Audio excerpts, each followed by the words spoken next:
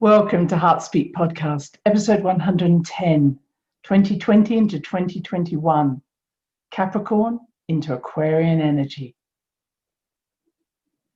Well, it felt the right time to start talking about the future, to be able to understand this transition period, a huge transition period that's taking place from this month, November 2020, into the following years, not just 2021. And I have collated a lot of information, collected it together for you. And I may have to refer to my notes because, of course, this is all about dates and I want to get it right.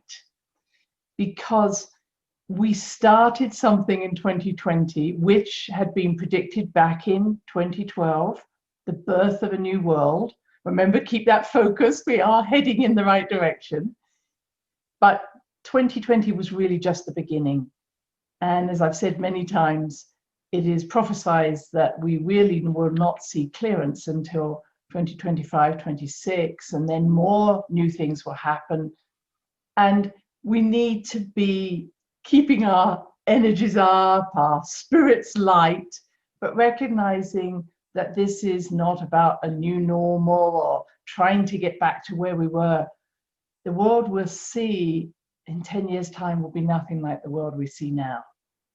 And there are those who would like us to see a different world, but in their projection. In other words, I'm reading more and more about different organizations who have plans for 2030. And so as I share this information with you, it's really allowing us all to say, okay, some people have certain plans that we will be organized in different ways than we are now. But my emphasis is to keep connected to our spirit, to our hearts, to our higher minds, to our freedom as human beings. And you might say, well, why is she talking like that? Because I feel that we are moving into a phase where all of us are awakening to our spiritual nature, our star being nature, our interdimensional nature. And that's going to happen. And as that happens, this may be that we could be diverted into thinking that that's happening, but it's not actually happening true to our soul. It's true to a plan. In other words, to have a wonderful plan that this is how we're all going to live together, but it may well be taking away our freedom. Now, you may say she's talking in riddles, but I think I'm talking to many of you who understand what I'm saying. I don't want someone to have a plan for me how I'm going to be in 2030. I want my plan to evolve from within me. I want each of us to find within us the truth of who we are meant to be, not someone else deciding that for us. I want my uniqueness to shine through.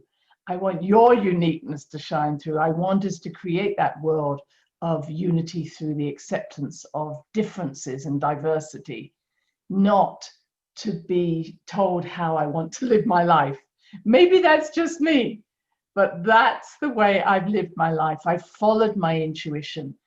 I have guidance that comes from the universe, I call it. I don't always specify where I'm talking or whose information I'm sharing with you. But what I'm saying is I've learned to trust that. And I've trusted it in all the years that I've been on this planet and before. And I don't want you to trust me. I want you to trust yourself. The only thing I'm sharing with you is I trust my intuition. How can I help you to do the same thing? Not don't follow my intuition, if that makes sense. This is not about looking for other people's wisdom or other people's guidance. It's hearing what their guidance may be, but then checking in with your own heart, checking in with your own knowingness. And so as I share these various events that are coming up for us astrologically, they can only be guidelines. They can't be more than that. I've been involved with astrology and mediumship, psychic awareness all my life. And I've had many readings. And I think the readers have been wonderful, but they've not always been right on the dot for me. They've seen a phase or a way in which something could happen for me, but not the specifics. And I want us all to realize that nothing is set in stone. There's events coming up, but each event that comes up in our life is there for us to reach within and find something inside us that says, this is how I'm dealing with this event. You know, I've worked with many people who have been abused, and each time I listen to their stories, whether that's sexual abuse, emotional abuse, physical abuse, there's always a slight different nuance on what actually became triggered by that experience, or what was brought out that wasn't there before, what strength was found, what insight was found, what wisdom. That may not have been achieved right away, but it was there. And many years later, you go, oh, now I understand how that event impacted me. Okay, so as I'm sharing these different events, recognize that I'm giving you, in some ways, a generalization, but they are going to affect us all. And it's how each of us willingly chooses to be stirred up, be evoked, be inspired, to find within ourselves the reason why we're on the planet now. There's no mistake. We all chose to be here. So it's not like, oh, this event is happening to me. No, you've been primed for this event these times. And I celebrate you being here on the planet with me. So don't escape now. Don't run away. This is not a time for saying, okay, I need more chocolate in the house or ice cream or wine. This is a time to say, okay, I'm in for the long count. I'm here. And I can only say to you, encourage everybody to feel the same way, that you do have the strength. I do have the strength. We've all been through amazing experiences in our life, many of which were very difficult, but you're here now. You came through it. It's not about how will I struggle and suffer with this. It's how will I engage with this and be enriched by this experience so that we can transform the world together. Because if you haven't noticed, whatever's happening, whether it's an election or COVID, whatever, we're not living in a world that any of us would want to see our children's children living in, let's say, in the next 20 years. We want to create a different world. And it's not a world just based on doing a few refinements and saying, well, good, now we can move on. No, this is why Pluto has been having such an effect on this. This dark goddess, this great mother, has been saying, I love you so much, you cannot continue this pattern anymore. And we might say, oh, go away, leave me alone.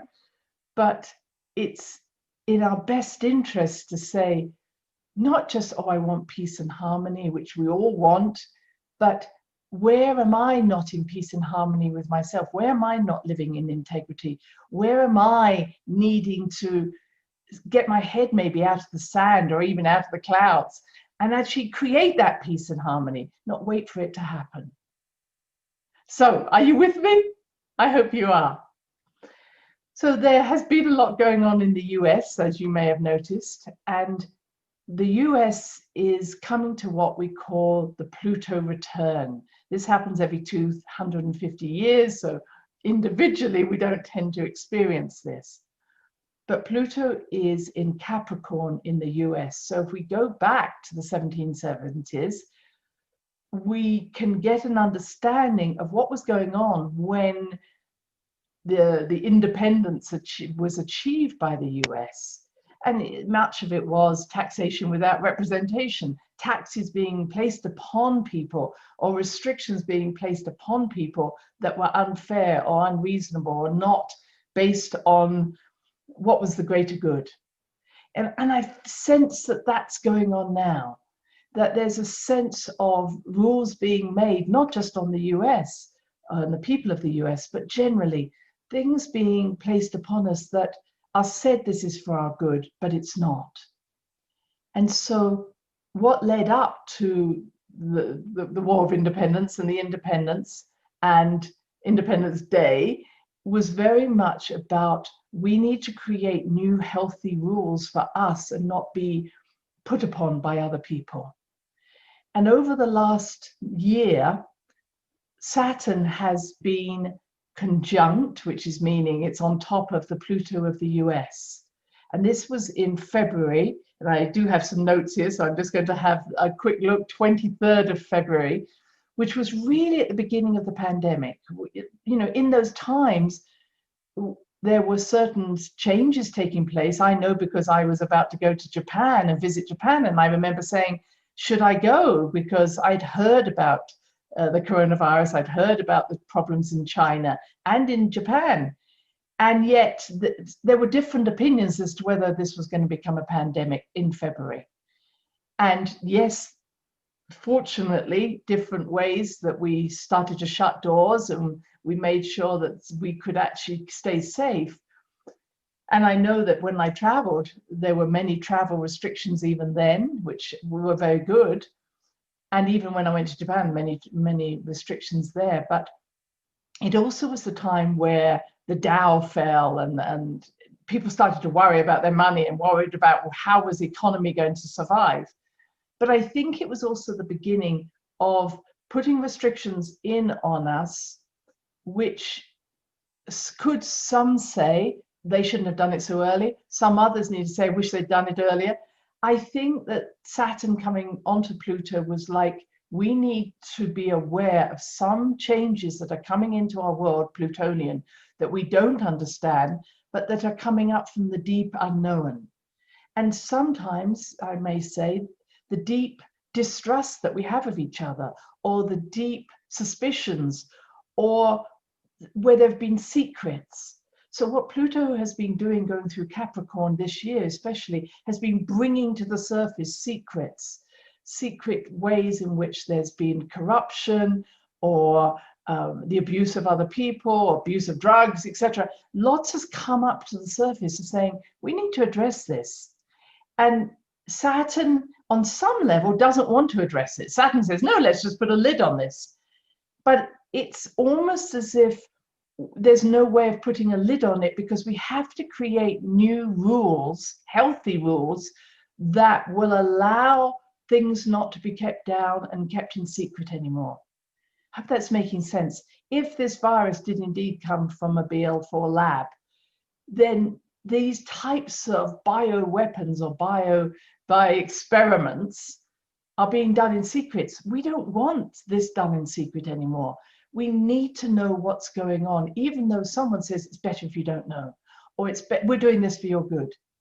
I feel that this is a time where everything that's been hidden needs to be brought to the light. And I see that happening, where we become big boys and girls and we say, I'd rather know than not know. And if you're telling me you're doing that for my good, could I make a choice whether I believe that is for my good or not? So the second hit was about August, and this was kind of the middle of August, just looking back, August the 5th, actually, when a lot was going on. And again, restrictions, fear, anxiety, lockdowns, all of these things were having more deaths. But there was also a lot of confusion. Were the people who died from COVID in these times actually dying with COVID or from COVID? Are what we call case numbers actually accurate? We've just now discovered, and not that it was new to me, I have to say, that the way in which we test people with the PCR test is by literally attenuating or diluting, or going through many cycles. So you take a piece of DNA and then you pass it through many cycles until you can see, aha, there's the DNA. But when the cycles are more than 25 cycles, it's no longer effective. You're not able to say, is this piece of DNA I'm picking up from the nasal swab actually from this infection or past infections? We don't even know what it really means. What does it mean if I'm passing DNA several months on from having COVID? So most of the tests being done at the moment are cycles of 35 to 40, which is really, and even Dr. Fauci says this, inaccurate for being able to say that a case, someone who tests positive, is actually infectious or even has symptoms themselves. Many of these people do not have symptoms. So what I'm saying is that as Saturn has been on Pluto in the United States, and really we've been going through this Saturn, Pluto, Jupiter transitioning through Capricorn, what we've watched is a lot of what we believed was true and what the institutions could tell us, whether it was the doctors, the lawyers, the scientists, the financial markets, who else? Posters even recently, all the institutions that we felt were reliable sources of information, the news, internet, etc. We're seeing that there are certain things that are kept from us, that are secrets. And that I think that Saturn, Pluto, especially as I say, because this is affecting the US, is saying it's time to take back our authority from the people that we thought had authority, politicians, leaders. And that's like growing up. Saturn in our chart is about where we may give away our authority to a parental figure. And now we're becoming big boys and girls, as I say, and we're saying, you know what? I really trust what you've been telling me, but now I'm going to be my own authority. And that is a huge move that we're making, a very important one for next year. So the third hit of this Saturn on the US's Pluto is happening on November the 20th, so just in a few days' time. And I think I'm really just wanting to say all that I'm saying, to say this is why it's happening. It's not that we don't trust people, it's just we say, thank you very much. I am willing to be my own authority. You see, when I'm not my own authority, I can blame you when it doesn't go right. So I can sue you all over the place. I trusted you, you let me down, I can sue you. Now that's not about that. It's saying, I'll trust myself. I'm sorry that I thought that you knew better. I thought that you could understand. I appreciate your expertise, but we are in cooperation here now. I.e., if I asked you to do something, I'm asking you because you're an expert, but I'm not giving you my power and my authority. Okay? So this is the big change that's taking place within us. And I hope that we can all own that, rather than looking outside ourselves for leaders and gurus and teachers, etc., that have the answers. We are bringing ourselves to a greater space of, I'm willing to be my own authority, not to not ask for help, but to be able to be in cooperation. And this is leading us into what I will be talking about in a very little while, into the movement into Aquarius. So we're moving from Capricorn, which is about taking our authority back from those we've given it to. And now we're moving into Aquarius, which is saying we all have self-responsibility. We all have something to share. We all have knowledge. And we all need to listen to each other and not just say, if this doesn't align with me, it must be wrong. Okay, so that's what's been going on. And the Pluto return, so the Pluto return that the US will be going through is about 2022-23. But you will be seeing more and more about the Constitution, because for the US, the Constitution is very important. What's the laws? Again, Capricorn. So Pluto being in Capricorn is about laws, structure. What is it to be an American? What is it to be part of America? What are the laws? What are the Constitution? Does the law need to change? So you're going to see an awful lot over the next couple of years about laws, lawyers, Supreme Courts, Constitution.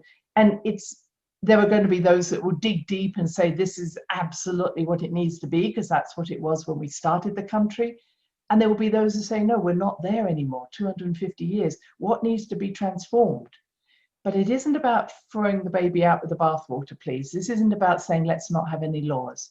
This is about how do we create, again, new laws that are going to serve us for the next 250 years, etc. That makes sense? Okay. Now, as we all move now forward, I needed to bring Neptune in. Oh, God bless Neptune. Neptune went into Pisces, its own sign, in February 2011. And Pisces is all about creativity, spiritual expansion, I'm trying to stay away from illusion, delusion, but that's there. It's about unlimitedness. It's about multidimensionality. So what we've seen since February 2011 and is an expansion of all those things. So I love the fact that people are becoming more interested in all the spiritual matters and metaphysics, etc. And next week I will talk more about what's coming up for us. But what I am also aware is we've got increased rates of schizophrenia, illusion, delusion, etc. And from 2011 onwards, you might have noticed, I know that's almost 10 years ago, how much your dream state is no longer just your dream state. It sometimes leaks into your so-called reality, your daily reality. So the veils between the dimensions, we'd call it that, became much thinner, in fact, almost disappeared. So it's been harder for us to associate only with what we call reality, because reality actually has been turned on its head, and reality now is whatever we choose to focus on. Now, outwardly, what we've seen is an increase in AI, which also came along with other things, but I'll just say AI, virtual reality, other deep forms or deep fake, which is the ability for AI to create an image or even a video of someone and you think it's real. And this is obviously the technology or technocracy is becoming stronger and stronger. In other words, our ability to know what reality is and to think we know what reality is being defined by technology more than it is by our own inner being. So this is, of course, how can I put it, a challenge, but also a gift. We can expand consciousness because we can use some of that technology to do that. We are stepping outside what we believed reality. The challenge arises when we don't know how to, what I could say is come back into ourselves. And it's very, you might say, well, what is myself if I'm a multidimensional being? Yourself is, where are you focusing? What is bringing you pleasure? What is bringing you love? What is true to you? Again, heart speak. Is what you believe and what you think and what you're doing resonating with your soul at the deepest level? Does it bring you enjoyment? Does it bring you pleasure? Does it nurture you?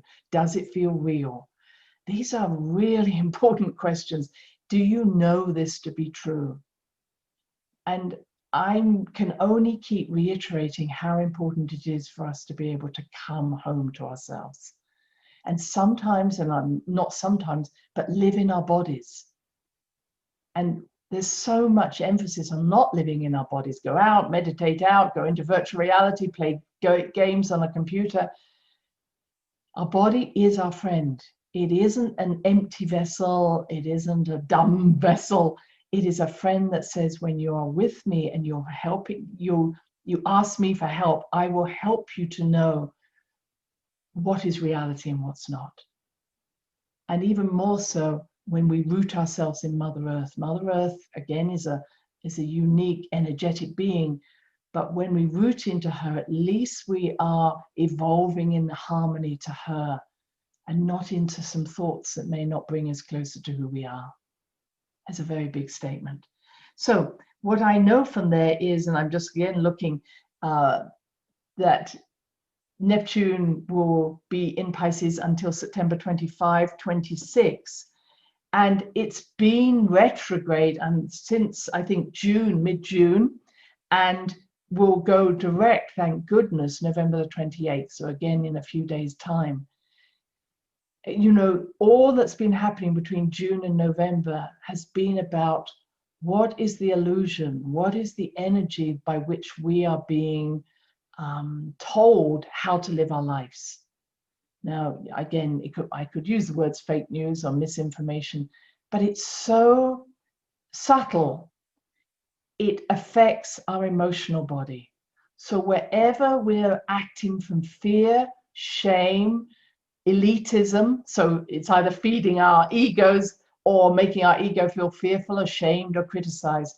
Wherever our emotional energy is being pulled in one of those directions, we are not following our hearts. And at the moment, oh my goodness, there's so much there.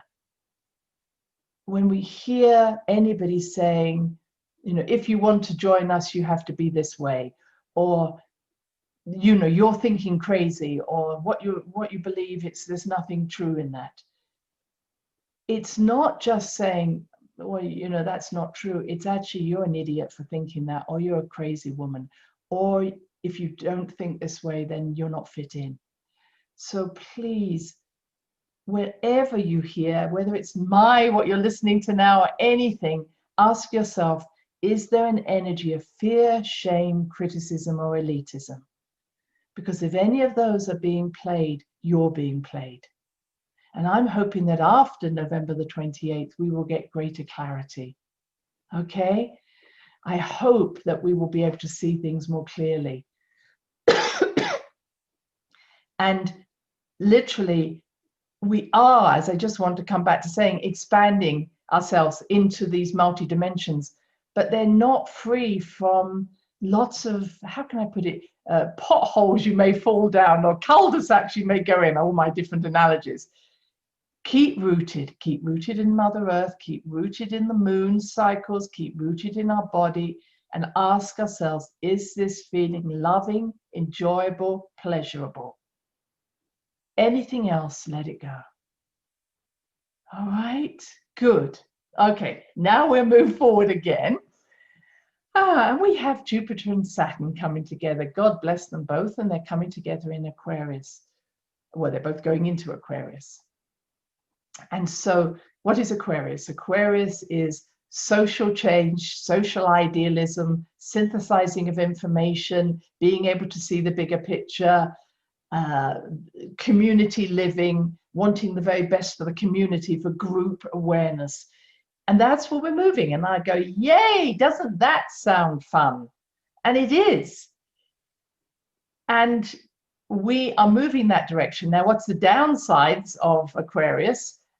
Arrogance, impatience, not feeling understood, not wanting to understand other people. And as Aquarian energy, and I've got my moon in Aquarius, has the US, and that's going to be prominent over the next couple of years. My need is to make sure I have time alone.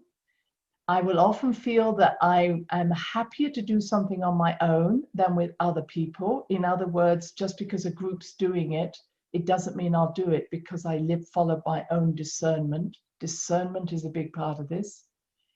I am not particularly interested in emotional challenges in terms of someone saying, if you don't love me, I'll leave you. My general statement is, there's the door, don't knock yourself out as the door hits you. Now, you might say, oh, you're very an uncaring person, Christine. I'm not, I'm very caring. It's my moon in Aquarius that helps me to back off a little bit and sometimes not drown with other people. So Aquarius can be cold, detached. And the downside of that detachment, I'm not saying it's a good thing to be cool and detached and unemotional, but the downside can also be for an individual like myself or others of you who have Aquarius in your chart, is that you can become detached from your truth or detached from emotions so much you don't see something happening. So over the next couple of years, we're going to see more incidents of communities rising up and saying, what's good for the community? What's the bigger picture here? How can we create schooling for our children, or healthcare for our people, especially our older or those who need care? And I love that. And I see far less centralized government and far more community government.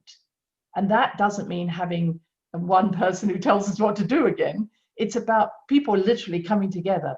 I need more community meetings and people being heard, not just, oh, well, thank you very much, now we're going to do what we thought we would do anyway. That's not the way we want to go. It really is people stepping forward in our communities, getting to know our communities. Who are in your community? That's what we've all learned during the lockdown. Who are most vulnerable? Who are our most needy? Where can we help the people who are suicidal or are feeling depressed? This is a time for communities to come together, but not in a cool and detached way, but in a loving way. to literally have those who say, okay, I'm willing to step in and do something, not to just put a plan in place and move away. And the last time, so both Jupiters, so Jupiter will go into Aquarius December the 18th, and it will be there for a year. And this happens every 12 years. So if you go back, it was actually in 2009 that Jupiter was in Aquarius before for a year. Well, what was that about? Well, Jupiter had been in Capricorn previously, leading up to the 2008 great crisis. And what had really happened? Jupiter about expansion, enthusiasm. It was about, yay, let's everybody have a mortgage. Let everybody have a house. Let's max out our credit cards. Very Jupiterian. A little bit of coming from the Sagittarian Jupiter as well. And then everything crashed because it wasn't built on any foundations. And so the 2009 Jupiter in Aquarius was like, how do we put it all back together? How do we maybe put in laws that will make sure that people don't max out their credit cards or do something? Well, what happened? We gave a whole lot of money away. Oh, who benefited? Oh, the corporations who basically didn't need it and probably caused the problem in the first place. And actually, we never solved the problem. So Jupiter in Aquarius can be very, hey, we've got a great idea. Let's go and do it. This will be the greatest thing. But we don't necessarily see the underlying problems. And as I say, it can just make the rich get richer and the poor get poorer. So it's quite good that this time Saturn is going to go into Aquarius. Now, Saturn was in Aquarius in March, but fortunately it's going to go back again, and it will go back on the 18th. So both, almost on the same day. So what I'm saying there is when Saturn's in Aquarius, which happens every 29 and a half years, 29 odd years, we see more structuring happening to that Aquarian idea. So Saturn is about foundations and structure, and can be quite annoying for Jupiter because they're very different. Jupiter says, hey, let's just do it. Saturn says, oh, that paternal idea of let's think about the consequences first. But together they could do something. So as long as Jupiter honors Saturn and Saturn says, let's be, not careful, but let's make sure we lay down a foundation of truth before we do this, then the two could work very well together. And they're going to be together for the year that Jupiter is in Aquarius, and then Saturn will continue for another 2.5 years. And this will lead up to Pluto then going into Aquarius. So there's going to be this tie-in between Saturn and Pluto. All of this is kind of leading in that direction. That what I describe as Aquarian qualities will be taken over by Pluto until 2040. So what I'm saying is we're laying down a foundation of community living, respect, responsibility, coming together, not looking for someone else to do it, but it's also, we have to be steady in this. And as I say, not fly off and say, hey, let's spend money there, let's spend money there, let's do that. Or become so detached from people. Oh, that's a great idea. Let's put robots in. Hey, let's do this, let's do that. We don't care. That will make it all better. But we lose the heart of what it means to be a human and all the caring that we bring. Okay, so now Saturn and Jupiter are coming together. And on the 21st of December, which is the solstice, and I know I'll be speaking to you before then, they come together, Jupiter. So this is an amazing experience, whether it's you're in the northern hemisphere and it's your winter solstice, or the southern and it's your summer solstice, coming together at the time where there is this switch over from light to dark, dark to light, coming when there is a portal into the universal energy, which is what a solstice is about, is an amazing thing. So this conjunction happening on the 21st of December is really a time to celebrate, and you'll feel the effect of it from the time when Jupiter and Saturn both go into Aquarius around the 18th of December, and before, maybe even a week before that. And it will last after that for, I would say, a good 2 weeks after that. So I could see some really positive effects coming together. What do we need to do for our community? And I'm going to keep using that word. What social changes can we make? But we have to be careful that those social changes aren't just built on a falsehood, or, as I say, built on the needs of other people. So if we go back to the last time that Saturn was in Aquarius, so we go back 30 years, we're really looking around 1991, 92. So there was, both in the US, if it was 1991, I'll put that in, it was the first Iraq war, and it was allowing the US to go into Iraq, etc. And I'm just putting that out there. In 1992, many things happened. Apartheid ended in South Africa. Different places got their independence. We set up new plans to helping people to come together. But the question has to be, did it actually work? Did we actually move things forward? Or how do we make sure that, because this was the time, the beginning of the World Wide Web. So last time that Saturn was in Aquarius, it was the beginning of the internet. And we could say that the 90s were that expansion of the internet, which has been wonderful for us all. I'm talking to you because of this. We've been able to become more worldwide in our communications. But I want to make sure that we build on a strong foundation of care and harmony and reaching people who until now have had no voice and have been hidden. So I can see more platforms and more internet platforms being created where there's a freedom for all people to speak, where the voices will be heard. This is really important, and that's going to continue. And I can see Jupiter wanting us to expand, so we will see more, going to Mars, the space, the satellites. And of course, we're going to see more 5G and 6G now coming in, which is going to have its own problems. You can see I'm saying, look, technology has a great deal to offer us, but we need to make sure that it's in harmony with the greater good of the community. So it's always that balance point. So those things are coming in. I see next year, and that's starting the year really, because December the 21st starts our new light coming into the northern hemisphere.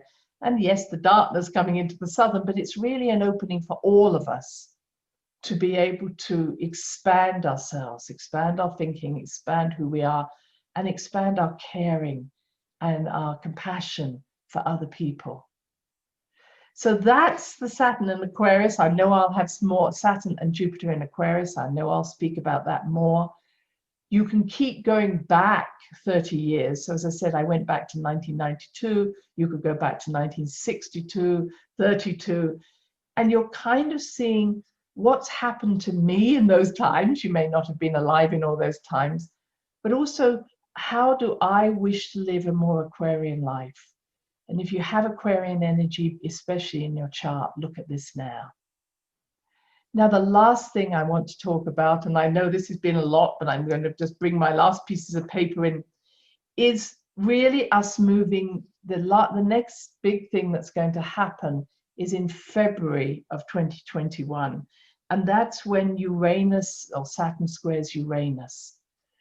Saturn is then going to be in Aquarius. As I said, Uranus is going to be in Taurus. And they're not, again, good bedfellows. Saturn in Aquarius. Saturn in Aquarius squaring Uranus in Taurus. Saturn is a kind of quite a restrictive energy. And being in Aquarius, as I'm describing, it's like a start-stop situation. Let's go, but let's have a foundation. Uranus in Taurus. Uranus is, let's do something, but Taurus is, let's do it slowly.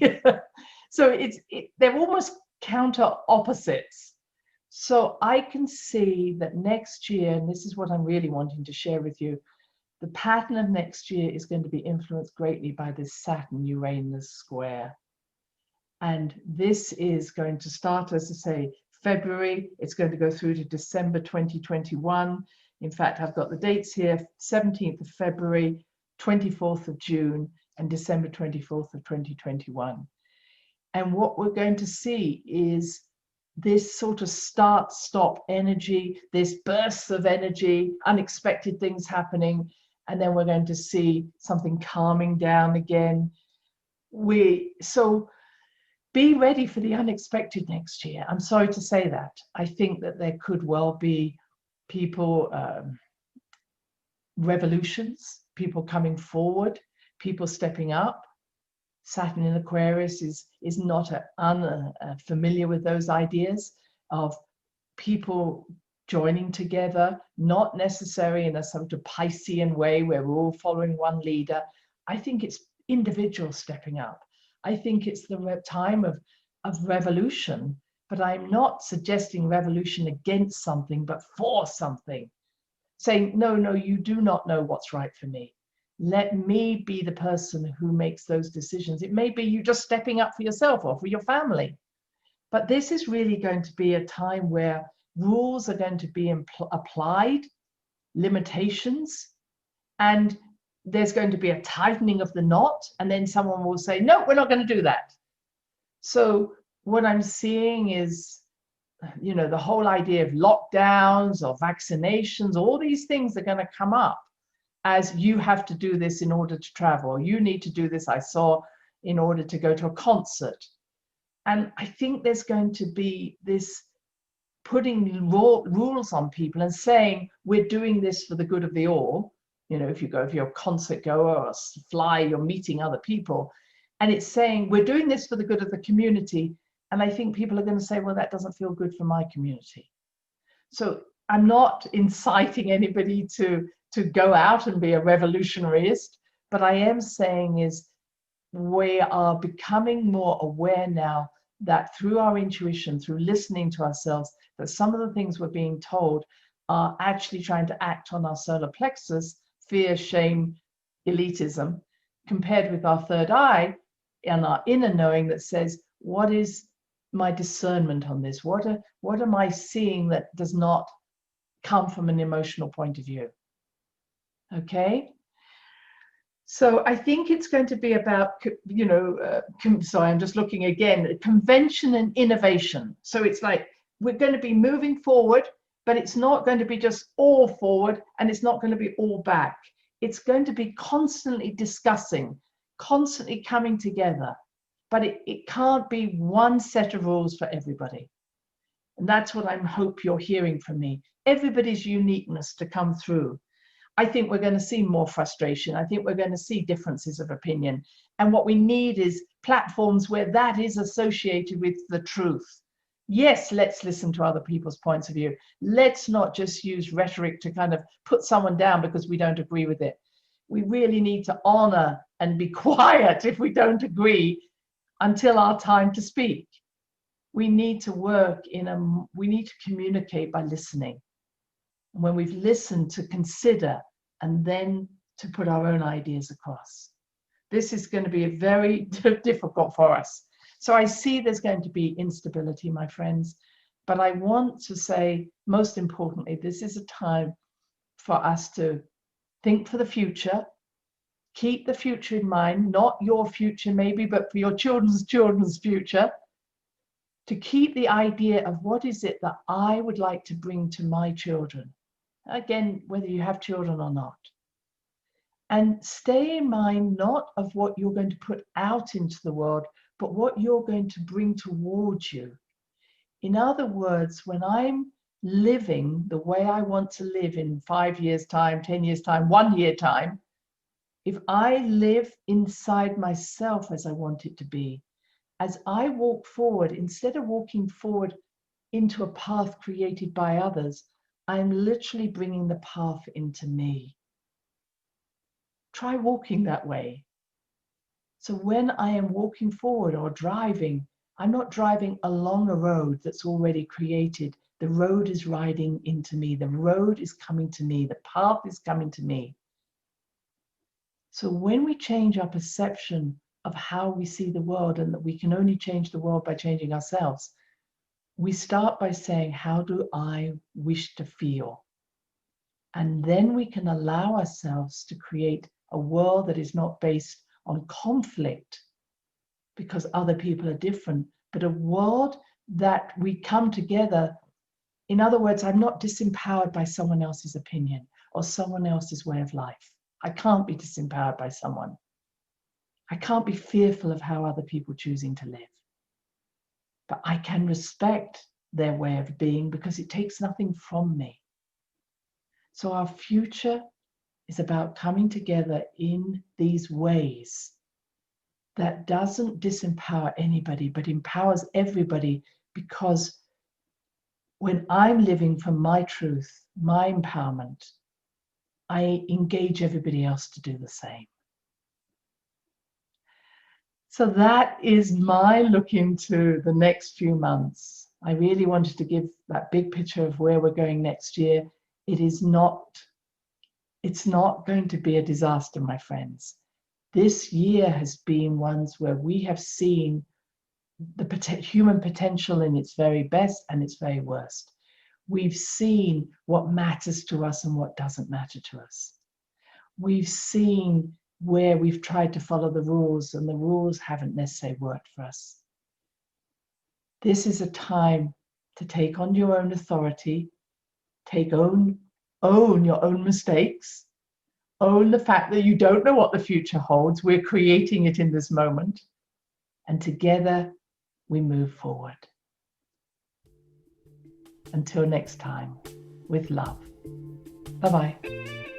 Thanks for listening to the HeartSpeak podcast with Dr. Christine Page.